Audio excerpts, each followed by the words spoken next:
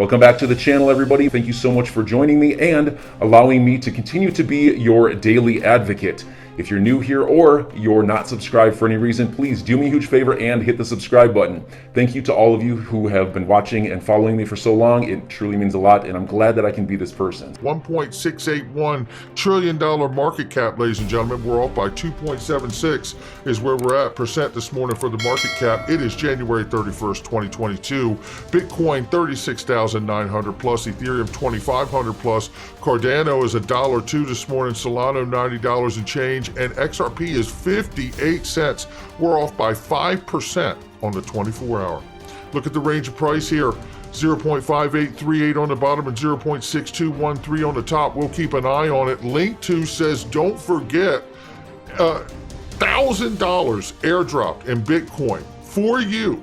And it doesn't matter if it comes now from your Uphold wallet or a wire transfer. They have opened up that $1,000 worth of Bitcoin sale to you, no matter how you buy the private equity, because time is running out for this sale. Don't miss out. BitPay, Link2, Uphold, AdPar, I mean, you name it, they've got it. Ripple, keep an eye on it. It's going to be back on the board soon. I check every morning between 8 and 9 a.m. Eastern Time or 10 and 11 Eastern Time in the West Coast, Pacific Time. Take a look at this from John Deaton and Blockworks here.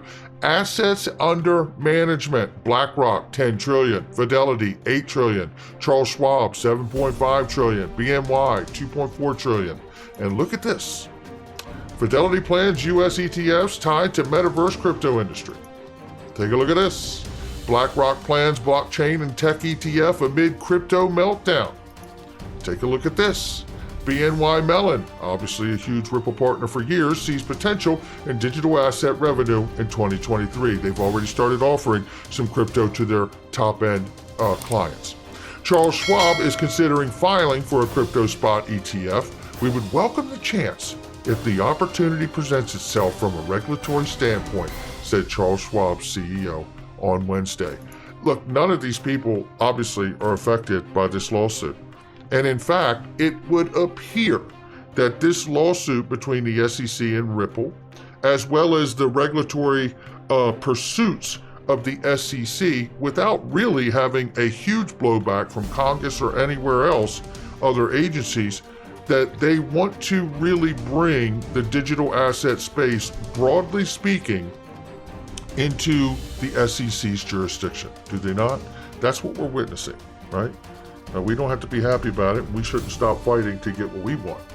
But regardless, that is what we're seeing here, and it would suggest that these large players here are waiting for that exact moment to be able to really participate in this emerging asset class that they have been watching their customers and their clients for over a decade now go to crypto exchanges to buy these said assets, and they are ready to take part.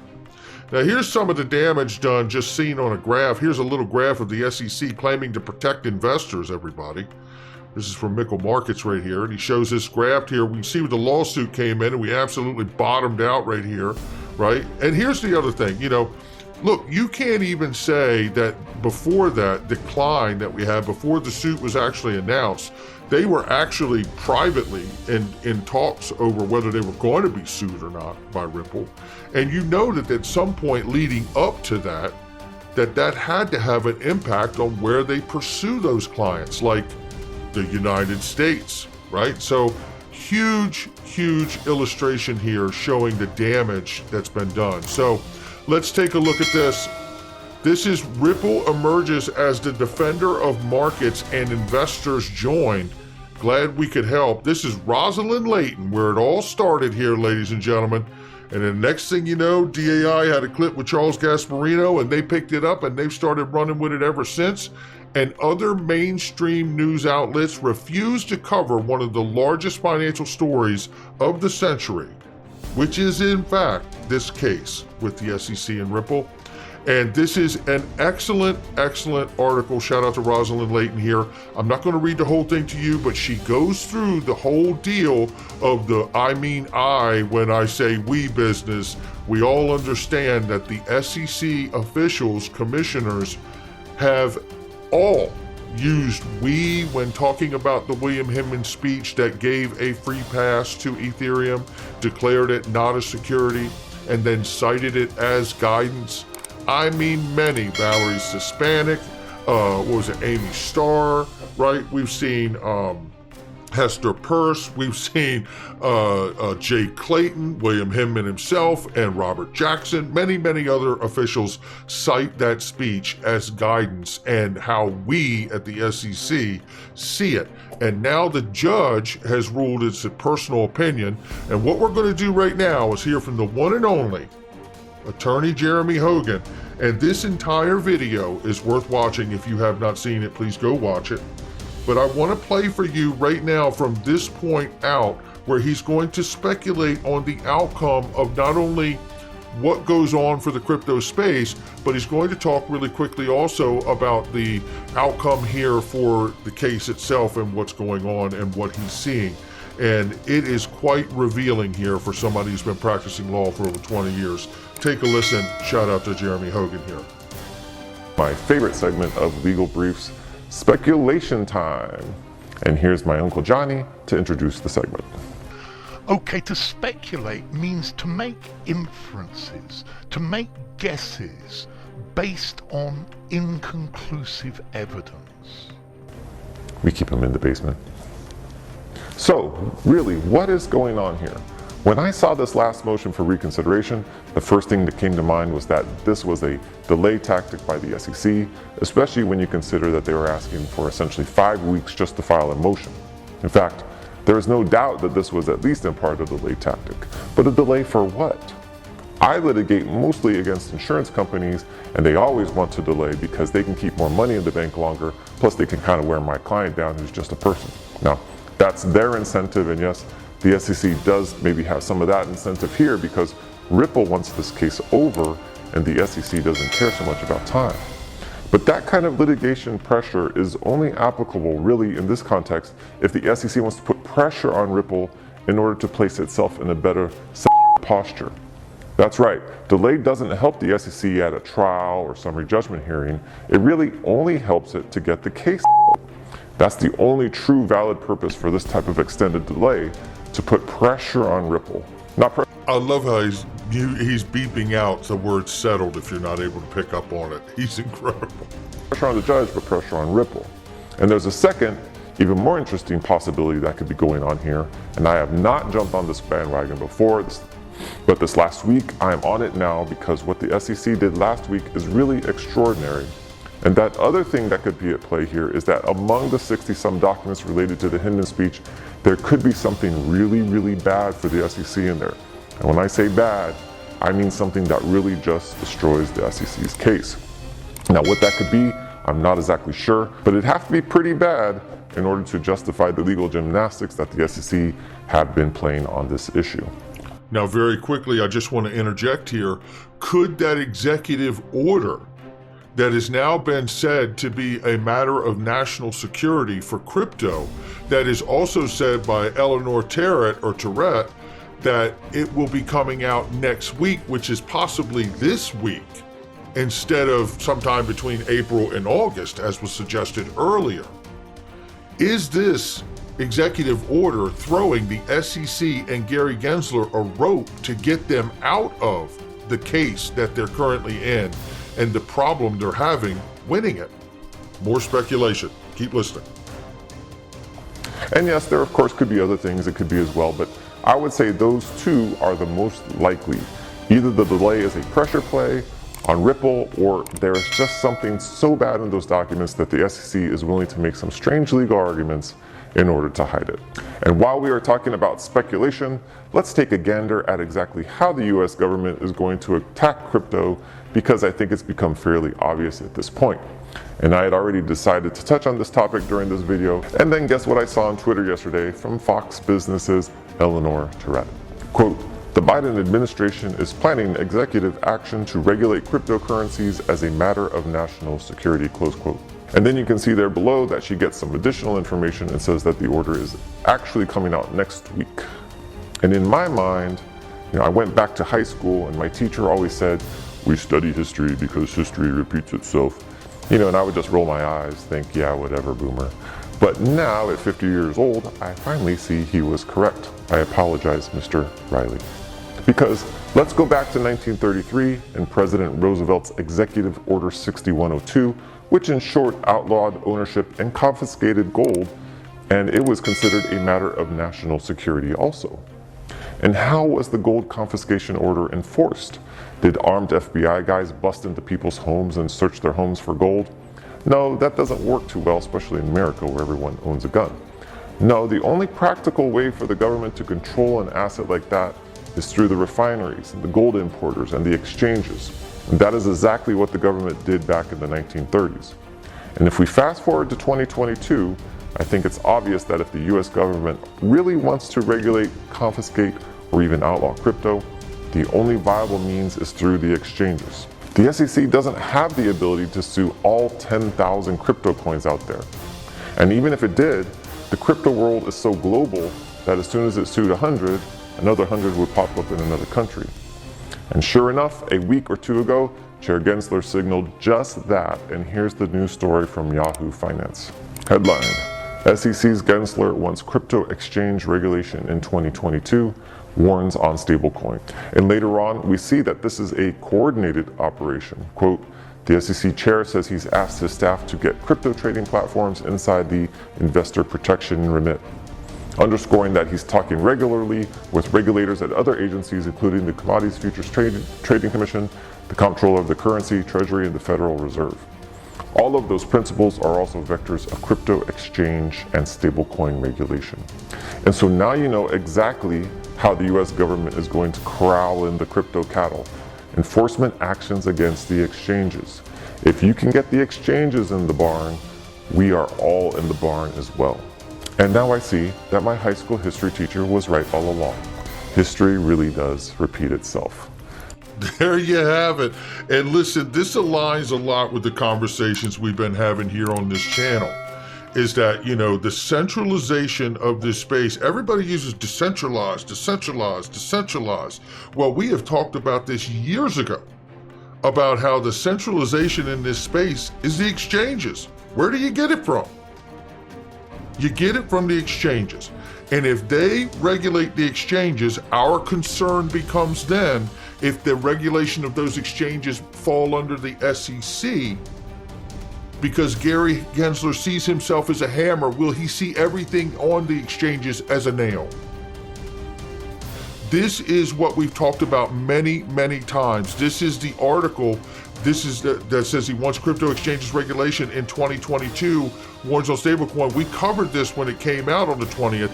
And the reality is that if he gets the exchanges regulated, then from there, it all begins to fall into place. Now, what's interesting about all of this is that take a look at this. This is the other SEC official that's recently been brought on, and listen to what he says that's so important about how they handle a lot of these cases when it comes to crypto and whatnot. In many of these cases, we've been able to secure meaningful relief for defrauded investors. For example, in addition to monetary relief, we've obtained undertakings that require issuers of digital asset securities to destroy tokens in their possession, request removal of tokens from trading platforms, publish the SEC's order on social media channels, and refrain from participating in future digital asset offerings.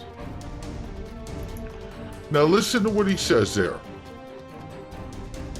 Repress the offerings. Isn't that what has happened with XRP?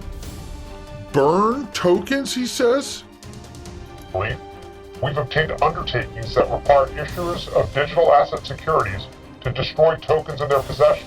Destroy tokens in their possession? Isn't that what happened to Stellar?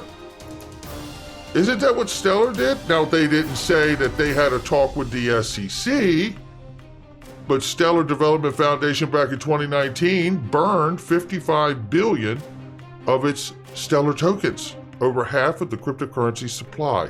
I wonder if they sat down and had a chat with the SEC and then said, hey, this is going to be our idea instead of wait to be told this. Very interesting. Now let's come to this, which is the Q4 report for 2021 from Ripple. It is a remarkable report. And in this report, I want you to think about what's going on here. Think about what we just heard from Jeremy Hogan, okay? We heard that Gary Gensler wants to regulate these exchanges this year under the SEC. Executive order possibly may drop on crypto this week. If that executive order enforces in what he wants to do at the SEC, then will XRP have the opportunity to be relisted on the exchanges or no? I don't know the answer. What I do know is that Ripple remarked in the Q4 report to go along with everything that is falling in with regulation and the execution of that executive order soon to come. Ripple continued to engage in sales to improve the on-demand liquidity experience of certain customers, eliminating the need for pre-funding at exchanges and enabling instant global payments. As has been the case since Q4 2019, Ripple did not conduct programmatic sales in Q4. Well, what are programmatic sales? Programmatic selling is any time a publisher sells inventory without directly communicating with the buyer. Selling via exchanges fits this definition. You Today, in this article here, even reinforced the notion the company hasn't conducted programmatic sales since the fourth quarter, which means it didn't sell any XRP tokens to exchanges during the fourth quarter, as it has not done, it says, since 2019. This is getting interesting, folks. As I said here, Ripple shares aren't the only thing being bought back. Ripple also bought back $321 million worth of XRP from the secondary market, which is where you and I, as retail investors, buy XRP from. It appears they didn't sell any to exchanges. You want to know how they get it back? I just told you. Let's go back to the Q4 report. The Q4 report, when we go back to that, right? And let's roll down to here. Leases. Certain wallets that are being used for XRP sales also provide short-term leases to market makers. This is worth noting given that they are often incorrectly interpreted by market participants as sales. Leases are ultimately returned to Ripple. Total leases outstanding in Q4 2021 were 88 million XRP. It sounds like to me, and of course we are speculating, which we are making inferences off of incomplete information, right? But from what we're seeing here, it sounds like Ripple is certainly buying off of the secondary market, making less tokens available. They're not offering any more to the exchanges. So at some point, the availability of liquidity for XRP runs out on the exchanges. But as they keep buying it, more is available for the ODL and the leasing opportunity that they're doing for market makers and institutions, is it not? Isn't that what we're seeing? It will be very interesting to see if Q1, if any of this changes, or when the case settles, if any of this changes, will we see a relisting of XRP and they open the floodgates to offer it on the exchanges that have delisted and traded or frozen the trading? You know, I think about all this stuff. What I'm really reminded of here is the Shane Ellis theory. How XRP could quickly go to a high value number like $500 here. And I'm not going to go back all through this because I'm going to do a special video on the Shane Ellis theory for you guys. And basically it talks about, in this from back in 2019, this person who called themselves Shane Ellis said that you could basically buy out the order books on the exchanges for a very, let's say, small amount of money, 30-some billion or 30-some million dollars, and you could drive the XRP price up to a very high number on the exchanges. What I find interesting is that XRP is not on as many exchanges as it was on. So when they talk about Ripple preferred customers, which has really become RippleNet these days, you have to wonder, is what we're witnessing the process of XRP pivoting and RippleNet pivoting from the retail holder to the institutions where there will be less market noise, and slowly getting it back off the secondary exchanges, and with the aid and help of maybe, let's say, an executive order from the White House that could help bail out Gary Gensler's SEC because the case ain't shaping up the way they thought it would, to get them the control over the exchanges they need to begin to make the decisions and the regulation they need to begin to make this happen, not only for XRP, but to really organize and regulate the entire crypto space. Let's hope whatever happens, the hope is that we don't stifle innovation. So enjoy your day, everybody. I'm always here for you. Leave any comments or questions below, and be sure to subscribe. But thanks, everybody. I really appreciate you. Enjoy your day, and I always have your back. So thanks so much, everybody.